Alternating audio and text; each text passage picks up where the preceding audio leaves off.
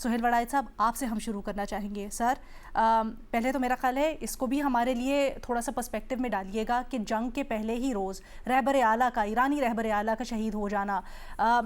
اس کا امپیکٹ آپ کیا سمجھتے ہیں ہوگا اس سارے کے سارے معاملے کے اوپر، اور اس پوری کے پورے کانفلکٹ میں، جنگ میں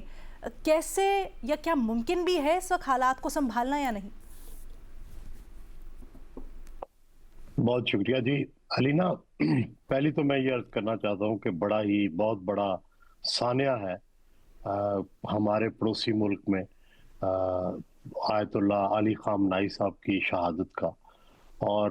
اس میں سب ہم غم میں شریک ہیں. اور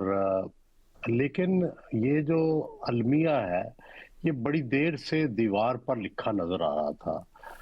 اس کی وجہ یہ ہے کہ ہم یہ دیکھتے ہیں کہ یہ معاملہ غزہ سے شروع ہوا. غزہ میں ان کا ایک یونٹ ہے اسرائیل کا جس کو 2800 کہتے ہیں. یہ انٹیلیجنس بیسڈ ہے جس میں آرٹیفیشل انٹیلیجنس سے لوگوں کو ٹریس کیا جاتا ہے اور پھر ٹھکانے لگایا جاتا ہے. تو یہ غزہ سے معاملہ شروع ہوا، پھر لبنان میں گیا، شام میں ہم نے دیکھا یہی چیز شام کے اندر ہوئی، پھر ایران کے اندر ہوئی، اور پھر الٹیمیٹلی یہ سلسلہ پھیلتا پھیلتا آپ نے دیکھا کہ پورے مڈل ایسٹ تک چھایا، اور آخر میں ایرانی گورنمنٹ جو ہے اس کے قائد جو روحانی سپریم لیڈر ہیں ان تک معاملہ پہنچ گیا. پہلی تو بات یہ ہے کہ جو مسلم دنیا ہے کوئی اس میں اتحاد اتفاق، کوئی آپس میں کوآرڈینیشن بالکل نظر نہیں آیا، بلکہ ٹوٹلی مسٹرسٹ ہے. اور ایران، میرا خیال ہے ایران کے ساتھ پاکستان نے تو کھل کے ہمدردی کا بھی اظہار کیا ہے، لیکن بظاہر جو چیزیں لیک ہو رہی ہیں اس میں ایسا لگتا ہے کہ کوئی بھی مسلم ملک نے کسی نے بھی کھل کر نہ امریکہ کو کہا نہ کسی اور دنیا کو کہا کہ کوئی جنگ بندی بھی کروا سکے. تو اس کا نتیجہ یہ ہوتا ہے کہ یہ سارے ملک جو اسلامی ملک ہیں 53 یہ نوآبادیاتی نظام کے بعد آزاد ہوئے تھے، اور بڑی مشکل سے انہوں نے آزادی کے سانس لینا شروع کیے تھے. لیکن بدقسمتی یہ ہے کہ جو ملک اس انات کے اندر، اس دشمنی کے اندر آ رہا ہے، چاہے وہ لیبیا ہے، چاہے عراق ہے، چاہے شام ہے، وہ بجائے اس کے کہ وہاں پہ اگر حکومت بھی تبدیل ہوئی تو کچھ بہتری آئے، نہیں ہو رہی، بلکہ یہ ملک آہستہ آہستہ ہم دیکھ رہے ہیں کہ سب تباہی کی طرف، انارکی کی طرف اور زوال کی طرف جا رہے ہیں. تو مسلم دنیا کے لیے یہ ایک عجیب سوال ہے کہ کیا آپ کی جو اسٹریٹجی ہے پچھلے 70 سال سے، 100 سال سے، کیا وہ آپ کو ٹھیک طرف لے جا رہی ہے، یا ہمیں سرتاپا نقصان ہی ہوتے رہیں گے؟ سرتاپا اگر کوئی مسلم دنیا کا وجود ہے تو اس میں آئے دن اس طرح کے نقصانات اور ایک ایک کر کے سب کا قابو آنا اور پھر نشانہ بننا، یہ بہت بڑا لمحہ فکریہ ہے. یا ہماری کیا سوچ میں کوئی جو ہے تبدیلی لانے کی ضرورت ہے، اسٹریٹجی میں تبدیلی لانے کی ضرورت ہے؟ ہم کہاں غلط ہیں، کہاں صحیح ہیں؟ کہ مجھے لگتا ہے کہ اس پر آج اب تو خاتم النبیین تو آ چکے، اب اس کے بعد تو کسی رسول نے نہیں آنا. اب تو یہ جو مادی انسان ہے، یہ جو فانی انسان ہے، انہوں نے ہی فیصلہ کرنا ہے کہ اپنی حکمت عملی کو، اپنی جو فائدہ نقصان ہے مسلم دنیا کو، اس پہ سوچیں، اور جہاں جہاں غلطیاں ہیں ان کی اصلاح کریں. اور ادروائز مجھے تو صاف لگ رہا ہے کہ ہر ایک کو باری باری جو ہے وہ نقصان پہنچ رہا ہے، اور ایسا نقصان پہنچ رہا ہے کہ وہ دوبارہ اٹھنے کے قابل بھی نہیں ہو رہا. تو میری تو یہی بس آج سبمیشن ہے. صحیح. لیکن سہیل صاحب، آپ ہمیشہ سے دائی رہے ہیں مذاکرات کے، بیٹھ کر بات کرنے کے. اس صورتحال میں کیا آپ سمجھتے ہیں اس کی گنجائش ہے یا ابھی نظر نہیں آ رہی؟ ضرورت ہے جی، مشرق اور مغرب میں ڈائلاگ کی ضرورت ہے، سیولائزیشنل ڈائلاگ کی ضرورت ہے. مسلم دنیا اور غیر مسلم دنیا سے مذاکرات کی ضرورت ہے. یہی تو وہ وجہ ہے جس کی وجہ سے یہ سب لڑائیاں ہو رہی ہیں، کہ اگر ہر معاملے کا حل طاقت ہے، چاہے وہ امریکہ استعمال کر رہا ہے یا ہمارے جہادی استعمال کرتے ہیں یا ہمارے انتہا پسند کرتے ہیں، تو پھر اس کا نتیجہ تو ہمارے سامنے آ رہا ہے کہ بھئی اس کے نتیجے میں کوئی کسی ایک مسلم دنیا کے ملک کو فتح نہیں ہے مل رہی، بلکہ سارے نیچے ہی جا رہے ہیں، اور جب کسی کو مار پڑ رہی ہوتی ہے تو کوئی اس کی مدد کو بھی نہیں آتا، کوئی ظاہری مدد کو بھی نہیں آتا اور خفیہ مدد کو بھی نہیں آتا۔ تو جب تک اپنی اسٹریٹجی کے اندر، اپنے سٹانس کے اندر کوئی نمایاں تبدیلیاں نہیں آتی، مجھے تو بڑا افسوس ہو رہا ہے کہ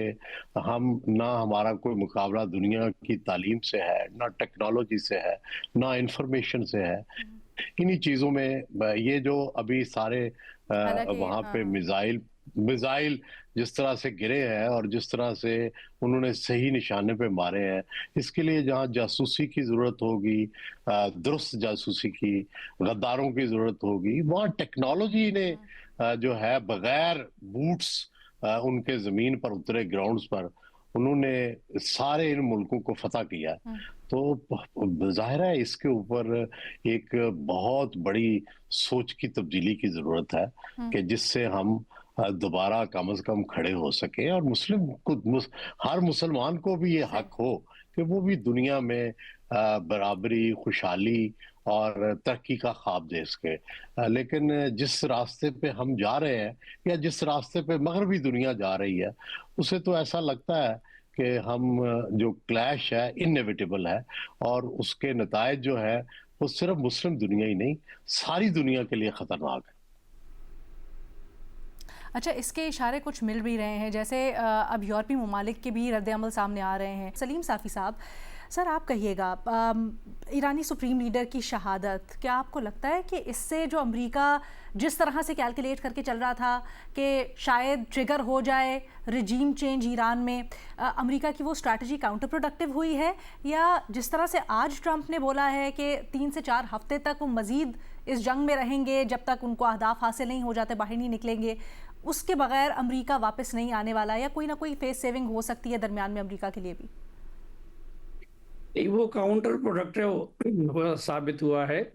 اور اس مرتبہ تو یہ واضح ہے کہ امریکہ کا اور اسرائیل کا اصل مقصد وہ ایران میں رجیم چینج تھا۔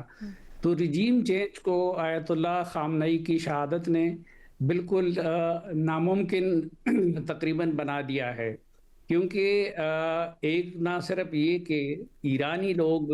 اس کی وجہ سے اکٹھے ہو گئے،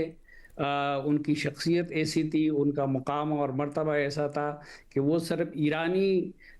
مسلمانوں کے لیے نہیں بلکہ ایران سے باہر بھی، خصوصاً اہل تشیع کے لیے وہ انتہائی ایک متبرک ہستی ان کو سمجھا جاتا تھا۔ تو اس عمر میں ان کو شہید کر کے امریکہ نے وہ منزل ایران میں جو رجیم چینج کا تھا وہ منزل میرے خیال میں دور کر دیا ہے، اور ایرانیوں کو اکٹھا کر دیا ہے۔ نہ صرف ایرانیوں کو اکٹھا کر دیا ہے بلکہ پورے خطے میں ان کے ساتھ ہمدردی کی ایک لہر دوڑ گئی ہے اس کی وجہ سے۔ لیکن صافی صاحب تھوڑا سا یہ بتائیے گا نا کہ ابھی بھی ہم دیکھ رہے ہیں کہ اسرائیلی وزیر اعظم کے بیانات چل رہے ہیں، خاص کر ہم نے مختلف جو سوشل میڈیا کے اوپر پیغامات ہوں، یا ہم نے مختلف وہ شخصیات جو کہ ایران سے وابستہ رہی ہیں جیسے شاہ ایران کے بیٹے وغیرہ، وہ یہ کہتے ہوئے سنے گئے ہیں کہ ہم تب تک نہیں پیچھے ہٹیں گے جب تک ایران کی حقیقی آوازیں باہر نہیں آ جاتی۔ کیا آپ کو لگتا ہے کہ اگر امریکہ بہت زیادہ ہیمر ان کرے گا تو کہیں نہ کہیں اپنا آبجیکٹیو اچیو کر لے گا، یا یہ ناممکن سا نظر آتا ہے؟ کیونکہ ابھی تو ہم تیسرے دن میں ہیں اس جنگ کے، امریکہ تو کہتا ہے کہ ہفتوں تک وہ پیچھے نہیں ہٹے گا۔